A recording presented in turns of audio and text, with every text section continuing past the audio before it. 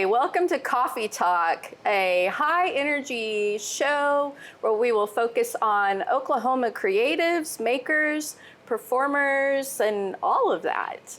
I am your host, Elena V. Anderson, a longtime resident of Oklahoma City and co-owner, operator of Mycelium Gallery. Today we will be drinking Mystic Moments from Leap Coffee Roasters, and we will be enjoying conversation with Lauren and Jeremy Martin of the Martin Duprass. Let's welcome them now. Welcome! So glad to have you here. We're so excited. Joy? Thank you for having us. Yes.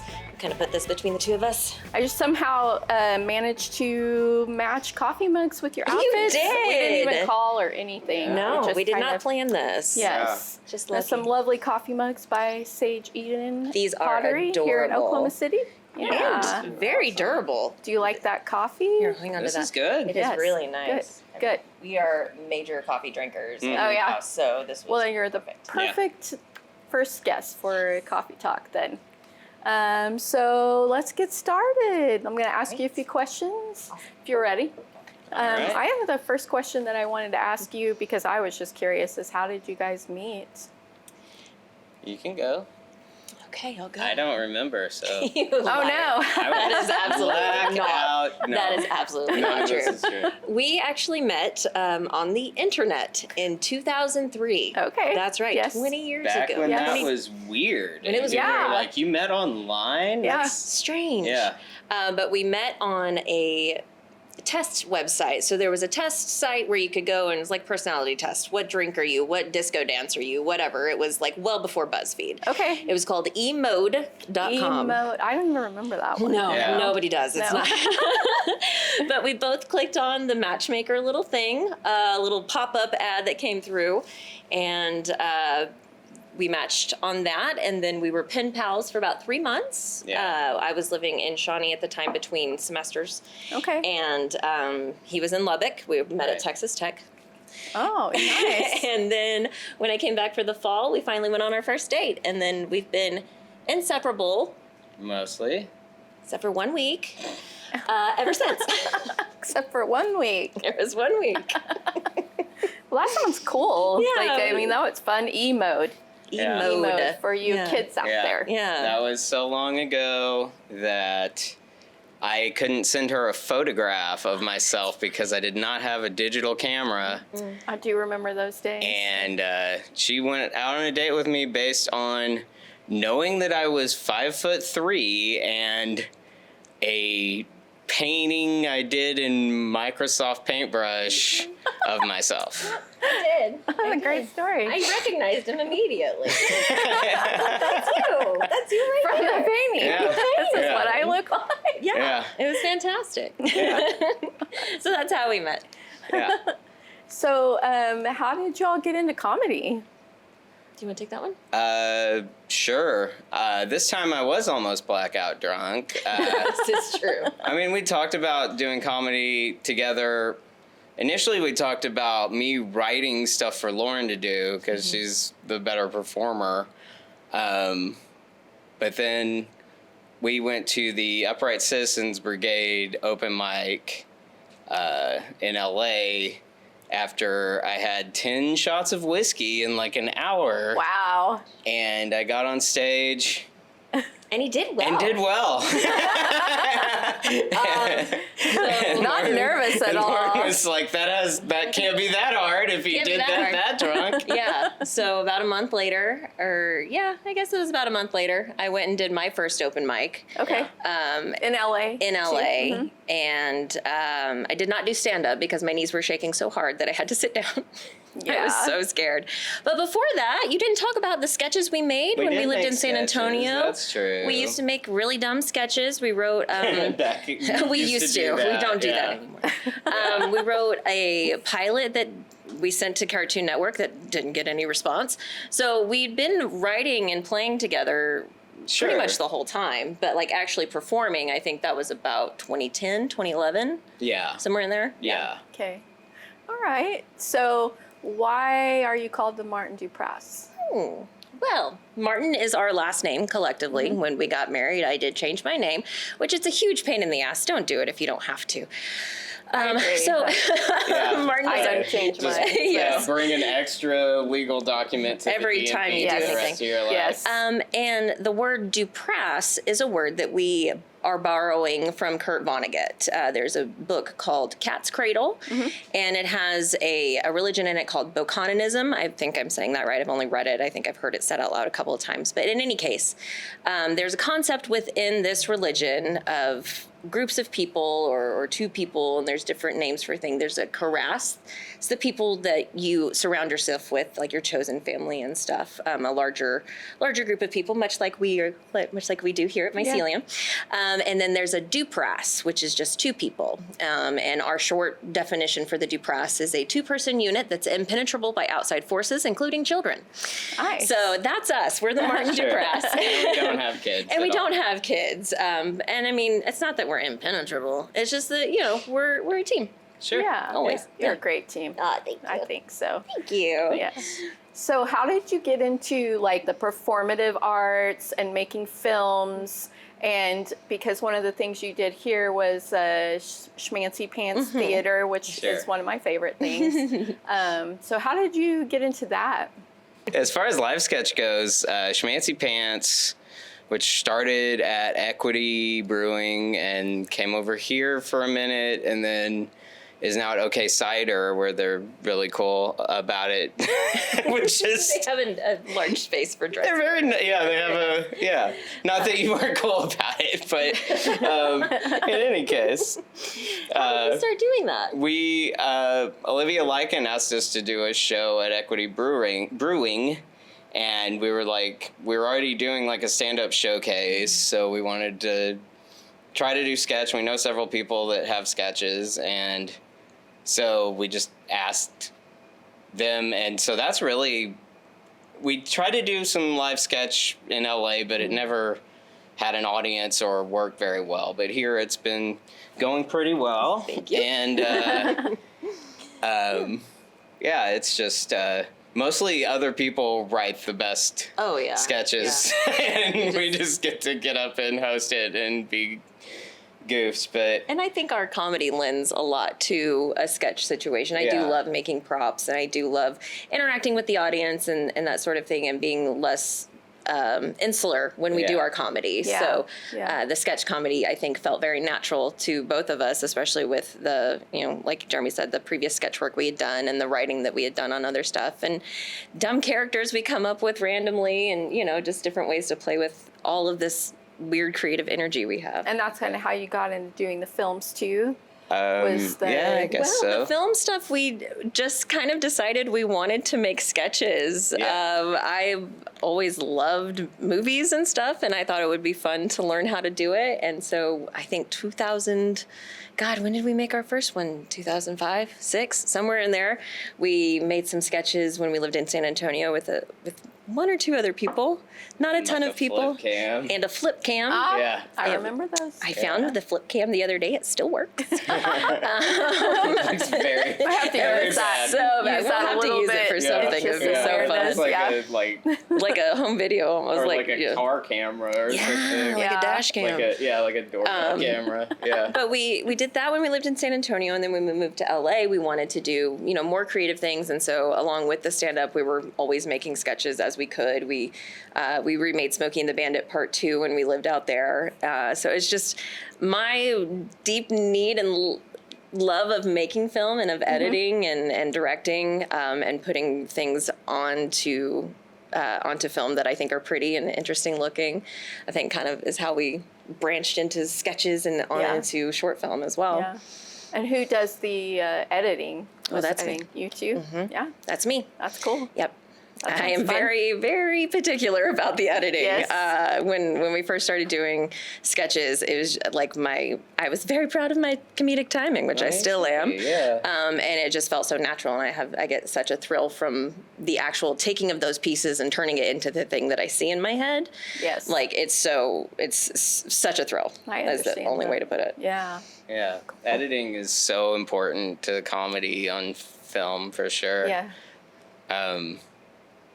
But yeah, we remade Dogma here, which with a ton of super talented people. I mean, that's been a very fun thing for us, is we've known a lot of people that we could point a camera at that are amazing on camera. Oh, so, yeah. So that kind of Yeah. leads me into my next question anyway, is that I did notice, like, you work with a lot of people as a comedy troupe, and it reminds me a lot of vaudeville. And so how does that team work together and inspire one another? Is there like a lot of different writing? Is there improv? A lot of it for Schmancy Pants is scripted, just because of how tight the show is and how, honestly, how little rehearsal time we really have for it. But a lot of the writing, a lot of times per show, is kind of like one person has like 6 ideas, and so we're like, cool, let's go with it. We'll build around that. Or, you know, someone has like 2 or 3 ideas. Great, we'll pepper those in. And, you know, Jeremy and I will come up with the framing device, the murder, like the intro sketch, that kind of thing. But a lot of it is, you know, we're all just trying to make room for each other to play. And it's like, if you have a fun idea that you want to play with, cool, let's see if we can do it, you know.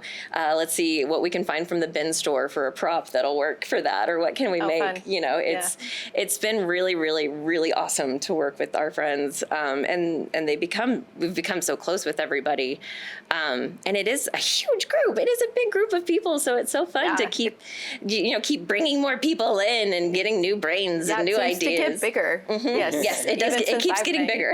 Yes, I love that too. Yeah. There's just like such a creative surge in Oklahoma City right now. Too, with people. So I love that. Yeah, it's been great. So I wanted to go talk a little bit about like your puppets and your props and stuff, and where I'll take this. how that started. Sure. And who was your first puppet? And what made you interested in using puppets? Sure. 'Cause I love that about your show. I think our very first puppets are ones that we don't even use anymore. And they were puppets of each other. And they were just... Oh my gosh, are you serious? Yes. That's hilarious. It was paper bags, and it was very much like how the Canadians are done on South Park. It was just a printout of our face and just a line right here and making each other talk. And so we did a bit that was like couples therapy, and we were talking as each other, and it got weird, of course, if you can imagine. It got very strange. And so we don't do that one anymore. But our first character was Prairie Dog Pete. Okay. And he actually came from a one-off podcast that we made. He was a bus driver originally, and he was not a prairie dog at all. He had an ex-wife that was named Judy, and he said, "Don't be bitter, Judy," and that's where Pete was born. That's where he came from. And then he got a body, and then we did a lot of really, really ridiculous stuff with Pete when we lived in LA. He wasn't on stage as much. We did a lot of videos with him. He covered some Amy Winehouse songs. I really want to see that. I think I unlisted them because they are so bad. He did do a remake of The Bodyguard with Kevin Costner. Okay. So so that's online. That's available. He did a remake of Emmett Otter's Jug Band's Christmas. I think that was that here? No, that was still in LA. So he did several video things before he was more on stage. But Pete was first, and he's of course my baby. I love him so much. And then Marcus came along pretty recently. Marcus came from is an Oklahoma City. He is an OKC original, invention. For sure. Yeah. Yeah, and he's an influencer. You know, he's a young kid. An OKC influencer. Yes, he's an OKC influencer. He's Marcus. He's very plugged into everything that's going on. Of course, he knows all the things. Makes up words. 11 billion followers on Fiddle-Dee-Dee. 11 billion followers on Fiddle-Dee-Dee. I know, he's huge. Yeah, that is huge. And I think That's more people than are on the planet. I know. Isn't it crazy? I don't know where he came from, honestly. I think... Oh my God, you are right. That's right. Okay, so we hosted a mic in Los Angeles, and I had this tiny little finger monster puppet. And, you know, those little guys that are about this big, and they have the wiggly arms that go like that. Yeah. So I pulled him out one night at the open mic, and I go, "Look, everybody, it's Marcus!" And he had no response. Like, it was dead silent for like 5 seconds. And I go, fine. And I put him away. And that was it. That was it for Marcus for years. That has made me laugh for years and years, that she was just like, fine, like didn't even give it a chance at all. Just the second, there wasn't an immediate. And he had nothing, like I had nothing to present. I just wanted everybody to be excited that I had found my little finger puppet. monster finger puppet. Oh my God. But yes, but that was well before he became an influencer or, you know, the little guy he is today. So yeah. And they're not, you know, they're not true. I mean, I guess they are puppets. I mean, I do manipulate them with my hands. Yes. Yeah. I guess it is a puppet. Yes. I think so. Or it's not a Muppet. No, I'm not a Muppet maker. No Muppets. No. Unfortunately. Yeah, those have like hardware and stuff They in do. them. I think those are like union But I bet people probably. making those guys. I bet Muppeteers also move their mouths because you can't see their mouths. That's true. So maybe I'm closer can't. to a Muppeteer than I think. Maybe so. We don't know. You tell us. I think Jeremy begs to differ. Okay, that's where the puppets came from. Oh man, y'all crack me up. Thank you. Okay, I want to get into. Let's talk about what happens here at Mycelium Gallery, which is the Moist Battle, and I call it. It is a comedy gold show put you. on Thank by you. you guys. Thank you. And I want y'all to explain to the audience about You want me to do this? Moist Battle. All right. Yes. Moist Battle is a catcalling competition with consenting comics. It's consenting comics catcall competitively. So it's just people that are funny and charming and hot hitting on each other. With a lot of fun to watch. Everyone's agreed to be cool about it for one evening, so it's just a fun time, and people get really creative with how they go about it. It's gets to like surreal performance art levels of horniness, honestly. And when you do it, it's a contest, so somebody wins. Yes. So how do they win? Oh, well, you have to get through all 3 rounds. So you have to, win first, second, and third round. First round is random draw, so you don't know who you're up against first. And then in the second round, it's 3 people competing. So you take the first 3 winners. They're all competing against each other. And if you make it to the last round, then you have to hit on an audience member chosen at random. So if you've won all of those rounds. That is consenting as well. That is consenting as well. Consenting audience Consenting member. audience Yes, member. It's a pool of volunteers. Yes. We give everyone a key that wants to be part of the key party. Yeah. And then we draw and figure it out. And then if you win at the end, you get the Moist Battle crown, which is original every time. And they get to keep that. And then the sash is travels. We keep the sash. So And the scoring is based on judges and Yes. what else? So there's the judges score, there's audience reaction, and then there's heart rate change. So the audience reaction is pretty self-explanatory on a decibel meter. If somebody, whatever the highest reading for that round, they win that point. They win the audience appreciation round. Yeah, there's math, there's science. It's an intelligent It's show. everything. Yes, It's very intelligent. We have heart rate monitors, and then from the 3 judges, you can get a score of 23 points per judge, which sounds strange, but 3 judges at 23 points each. Your highest maximum score is, of course, 69. That's yes, right. of course. Math joke. yeah. Math Smart. joke. Yes. Smart. It's a smart show and a sexy show. Smart is sexy. Right? Yes. So where did the idea come from with Moist Battle? This is Jeremy's baby, actually. Oh, Well, I was thinking about why roast battles are so popular. And I was like, when they're fun, it's because people are kind of getting away with something you're not supposed to be able to get away with, because it's a bunch of people that have agreed that that's okay to do for this. It's like a fight. It's like a kind of a verbal, it's literally a verbal fight. It's a spar. And when you watch boxing, it's like only remotely okay because those people have agreed to beat do each so. other? Yeah. Like, so I was like, well, what could you do with that I'm more comfortable doing? Because we don't really like roasting people. We don't. It doesn't. No. No. It's I mean, we've done it, but it doesn't feel good. No. So we don't like to do it. Yeah, I mean, I can enjoy, like, there's people that are really good at it, and it's fun to watch them do it, for sure, but it's not our comedy wheelhouse, really. Right. So I was like, well, you're not supposed to hit on people either. You're not supposed to tell people that they're hot or comment on their bodies or whatever,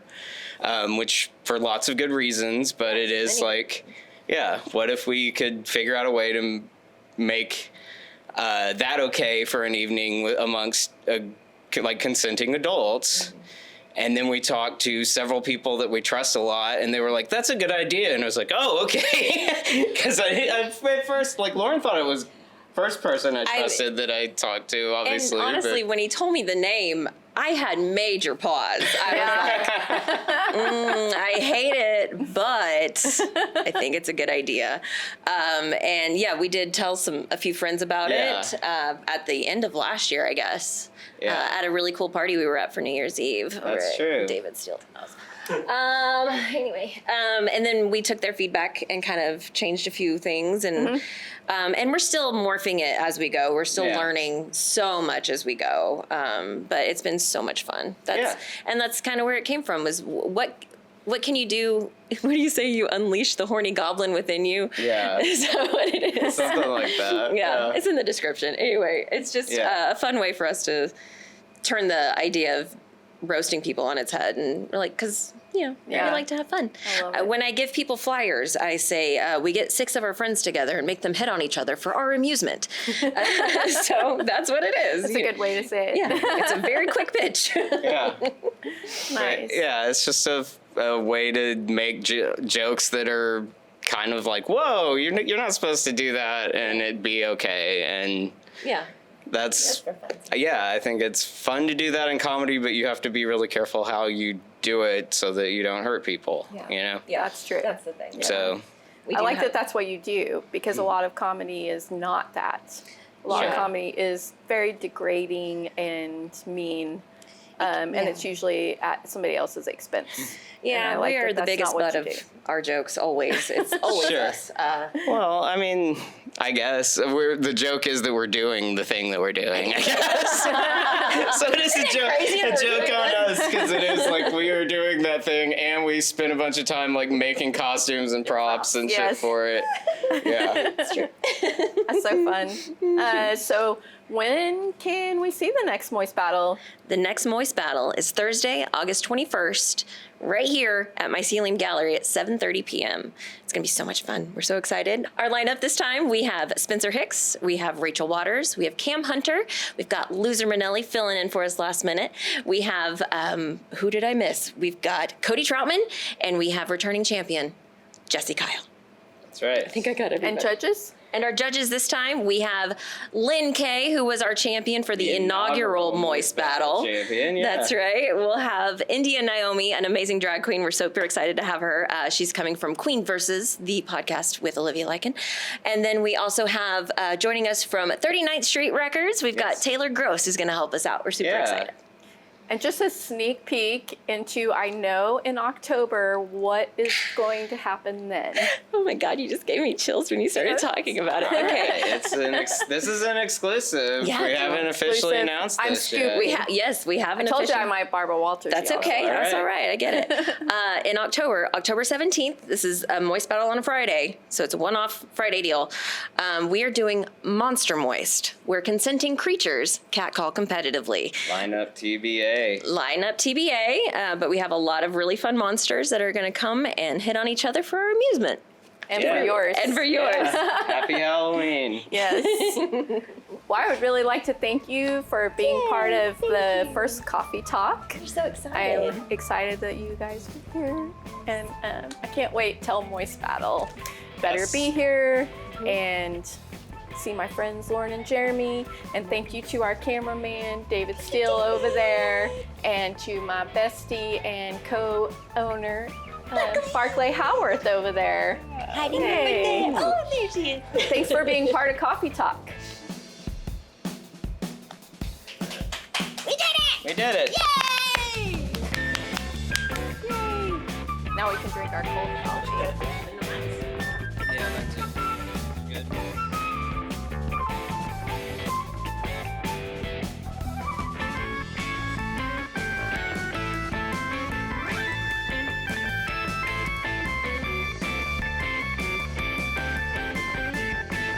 just want to give a shout out to the person that made the shirt.